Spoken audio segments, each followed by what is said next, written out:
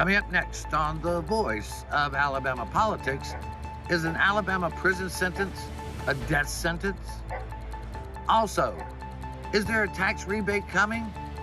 And who's the leader that can guarantee the people a vote on gaming? This is our most desperate hour. Help me, Obi-Wan Kenobi. You're my only hope. That's right. Help us, Kay Ivey. You're our only hope. All this and much, much more coming up next on The V.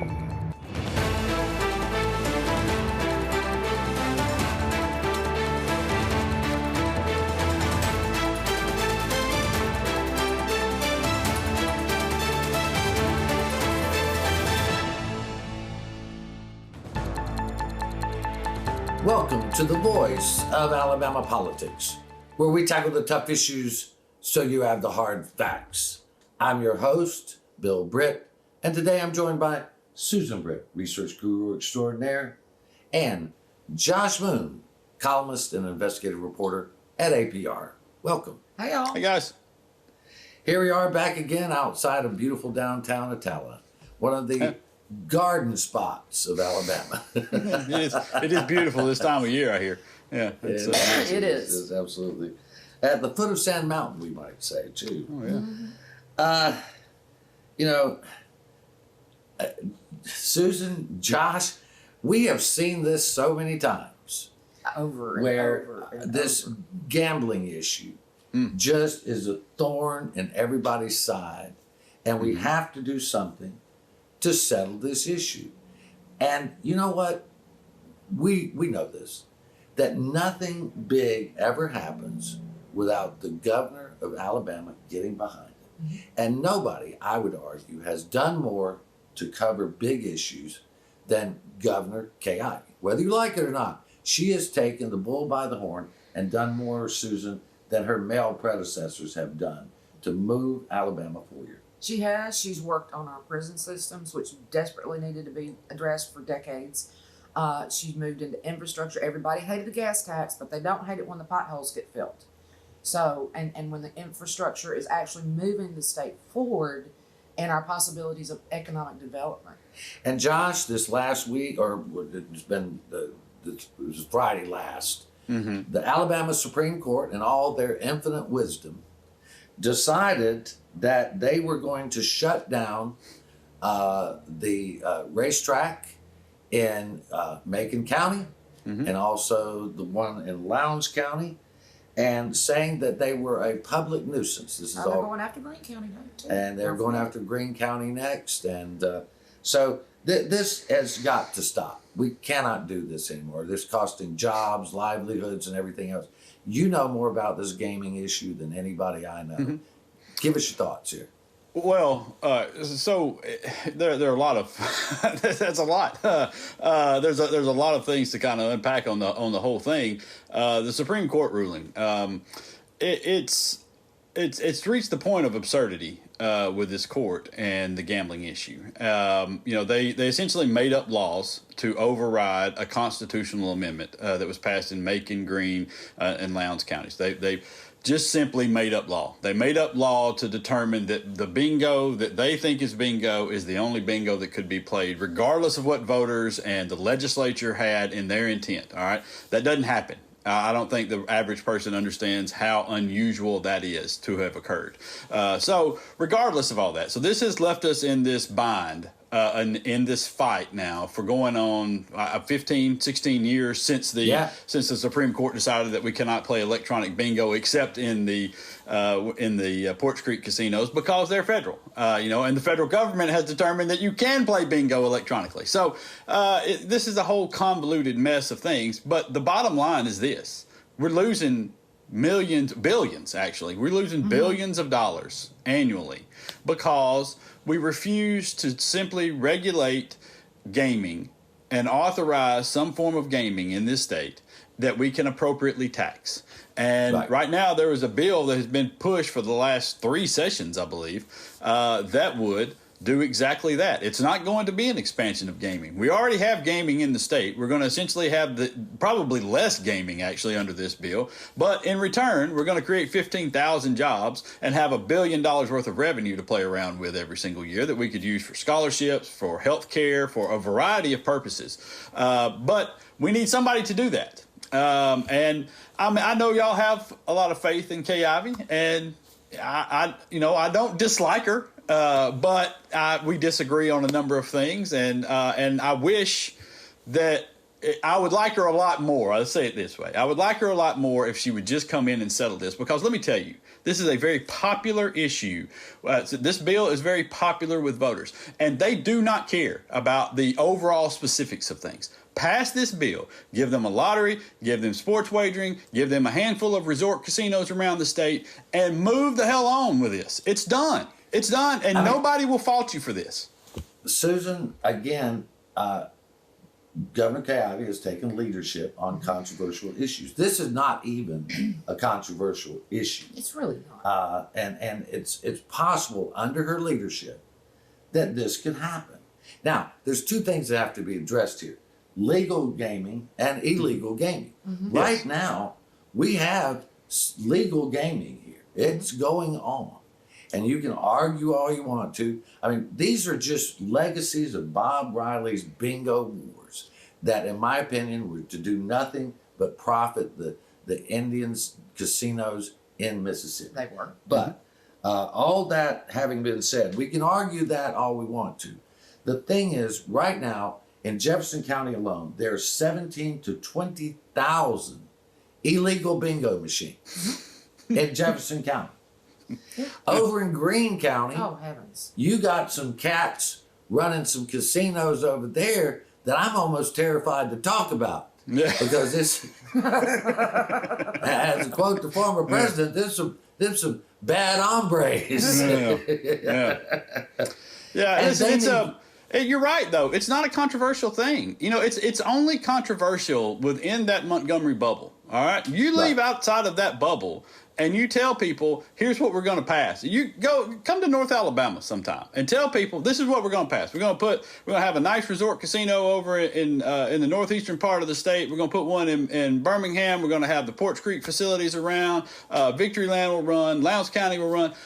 Everybody's happy. Everybody's, oh, cool, that's neat. We're going to have sports wagering. Oh, that'll be nice to have. And a lottery so we can send some kids to college. Oh, that'll be great, man. Awesome. Let's do that. It's a popular issue. It is. 70 to 80% of Alabama voters are in favor of passing a gaming legislation. Yeah. All the legislature has to do is get it to the ballot and let the people decide what they want. Well, Governor Ivey back in April said she lamented the fact that the legislature did not get a gaming bill passed so it could be on the ballot within less than 30 days from now. It didn't happen. Mm-hmm. What I think can happen is if Governor Kay Ivey, who I think is a great leader, will step up, then we can pass a bill and put it before the people. We're going to have to hold it right there. You're watching the voice of Alabama politics. We'll be right back.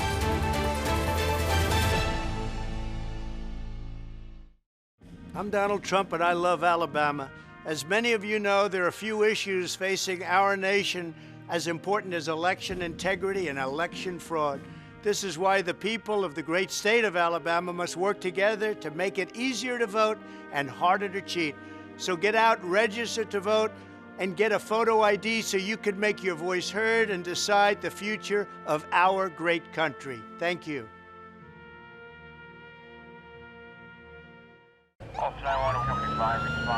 There seems to be a new wave of aggressive driving lately. You see those people, they are the ones that are tailgating other people because they have to get to their destination now. Weaving in and out of traffic, looks like they could care less about who's around them. There's no one else on the roadway. They're the only one there. Aggressive driving can be the difference between life and death. All because somebody thought they needed to be the front of the line and get there first. Slow down. Don't be the reason that someone else doesn't go home tonight. My dog Jupiter is frightened when I climb too high, the owl said.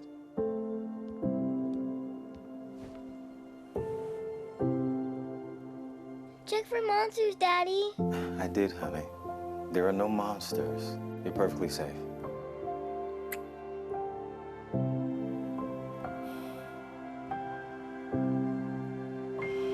Protect yourself and those you love. Vaccinate now.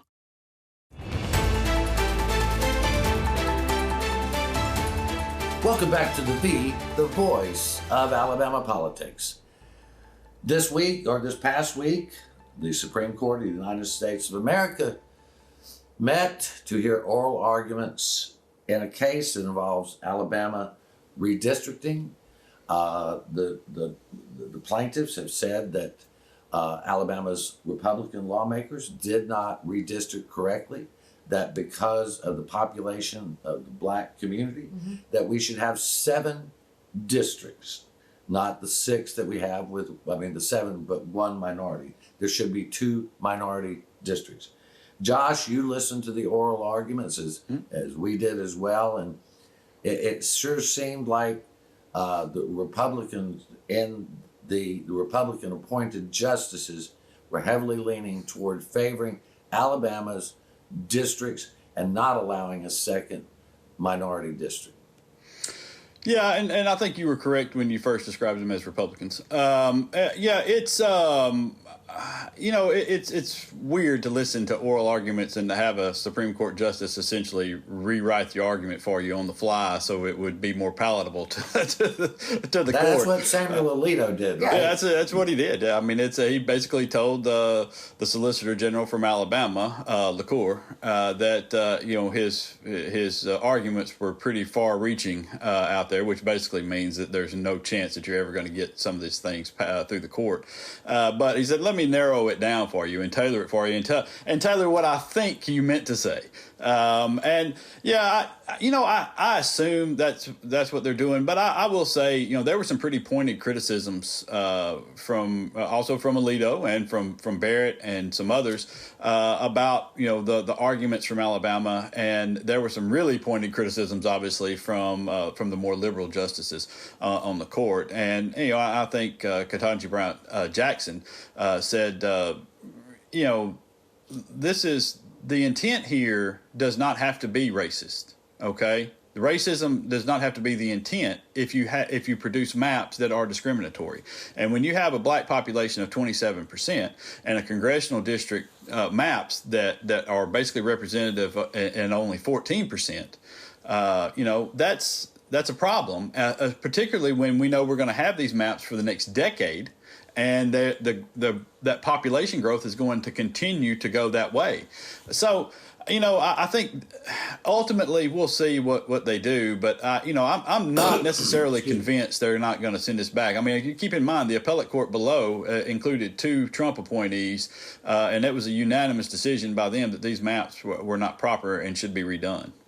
I mean, Susan, we know just from living here that these maps are not drawn fairly and that they are drawn according to race. The argument here is that does race matter, or should we be in more colorblind situation? I think we should be colorblind at this point. I mean, you got to be representative. That's what representative government means. If it's 27% of the population, then it needs to be represented by 27% of who we've got in Washington.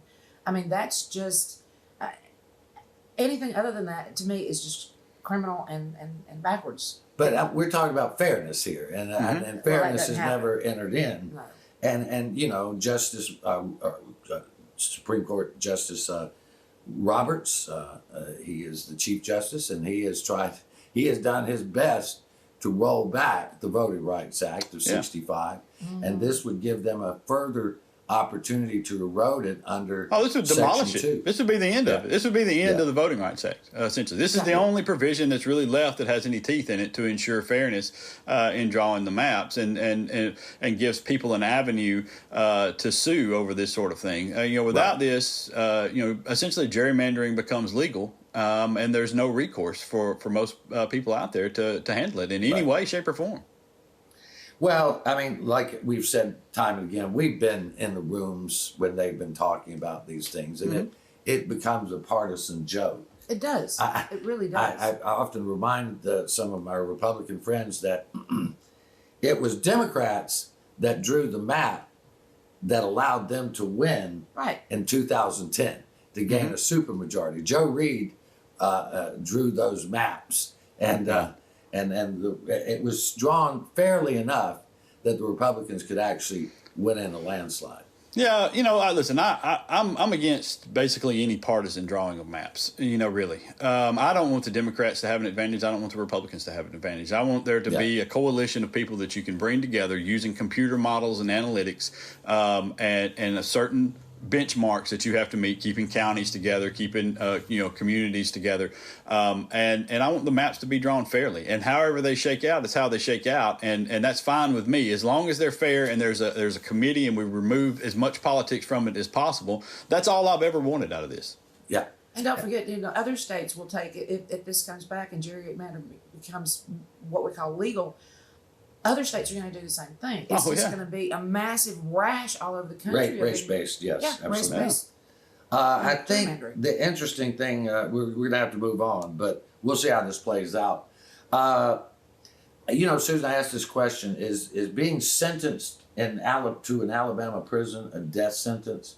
Because if you look at, just from September 27th, 8 incarcerated men have died in Alabama prisons, and that's just in a few weeks. That's just a few weeks. Yeah. That is, and we're talking about drug overdoses, fights and among inmates, fights with correctional officers. We've got to have some leadership to be able to tamp some of this stuff down. I know in one prison situation they had a drop in the number of COs that they had, and all of a sudden there was also a drop in drug overdoses, if I'm right. Yeah. So there's got to be somebody that's going to take the reins, even with the new prisons. So there's got to be somebody that's going to take the reins and actually get something done. And I mean, it's our responsibility to protect these people as well. Josh, by our estimates, at least 150 individuals have died in Alabama prisons or facilities caring for them outside of the prison in the last year. We're in October. October. It's atrocious. It is, and what bothers me more than anything is the seeming indifference to this from a lot of people in our state leadership, the people whose responsibility this is. From Steve Marshall at the AG's office, up to the governor's office again. Here, I think the governor's office bears some responsibility in this as well. And I think there are a lot of other lawmakers out there that bear some responsibility. And let me tell you this, I don't just say that. There are a lot of Republican lawmakers who say that as well, that they have worked and worked and worked on this to try to force some change on people who are ultimately standing in the way of meaningful change within our prison systems. And we've got to figure out a way to do this. All right, but that's going to have to be the last word. You're watching the voice of Alabama politics. We'll be right back.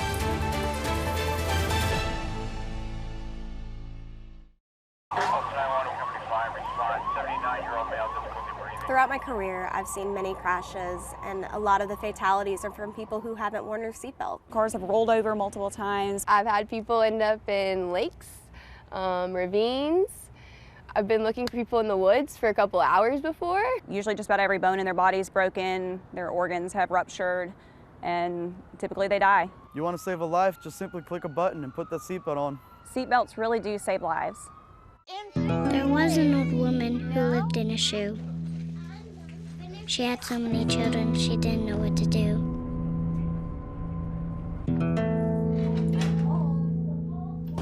She gave them some broth without any bread and kissed them all soundly. Lights out. And put them to bed. Hunger is a story we can end. End it at feedingamerica.org. Speed is one of the biggest factors in a fatal car crash. Your car stops, but your body does not stop at the same time. Your body keeps going, and that could be running into your seatbelt, that could be hitting the airbag. Something has to stop it, and unfortunately, it's something very hard. There have been times that we've come upon accidents where if people weren't speeding, they'd probably still be alive today. It's truly dangerous, and it puts everybody at risk. There's just no point to it. This kind of stuff has got to stop.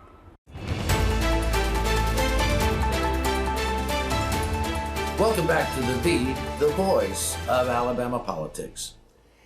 You know, of all the frustrating things, and there's so many in politics, you get most frustrated when these particular groups or these particular sort of bogus, websites and propaganda mills, they just keep hounding for more tax cuts, more tax cuts. And forget about the last session, the legislature passed $160 million in tax cuts for small businesses, but they think there's a way to cut taxes and still run government. It's not possible. You have to have taxes.